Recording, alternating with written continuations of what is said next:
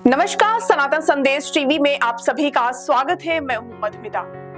राजस्थान की पहाड़ियों में बसे कई मंदिर सिर्फ पूजा का स्थान नहीं बल्कि इतिहास, आस्था और रहस्यमयी संकेतों के जीवित प्रमाण भी हैं। जालौर का सिरे मंदिर भी ऐसी ही एक जगह है जहां सदियों पुरानी कथा आज भी श्रद्धालुओं को आकर्षित करती है। उत्तर प्रदेश के मुख्यमंत्री योगी आदित्यनाथ अपने जालौर दौरे के दूसरे दिन भी यही ठहरे हुए हैं।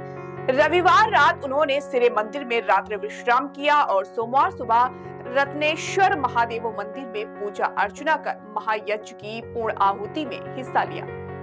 कहा जाता है कि यहाँ राठौड़ शासक राव रतन सिंह जी की भक्ति, योग शक्ति और भविष्यवाणी से जुड़ी एक अनोखी कहानी छिपी है।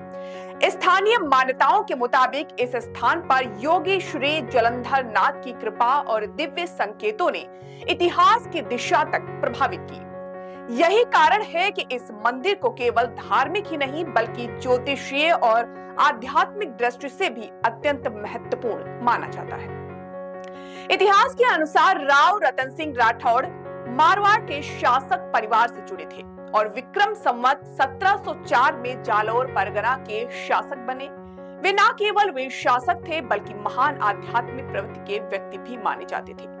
कहा जाता है कि वे प्रतिदिन प्रातःकाल श्री जलंधर नाथ के चरणों की पूजा करते थे। एक दिन उन्होंने देखा कि पूजा से पहले ही चंदन और पुष्प अर्पित हो चुके हैं। ये दृश्य देखकर वे आश्चर्यचकित रह गए। जब ये घटना लगातार 2 दिन हुई तो आकाशवाणी के माध्यम से योगी जलंधर नाथ ने उन्हें बताया कि वे स्वयं अपनी सेवा कर लेते हैं और उन्हें किसी प्रकार का संशय नहीं रखना चाहिए।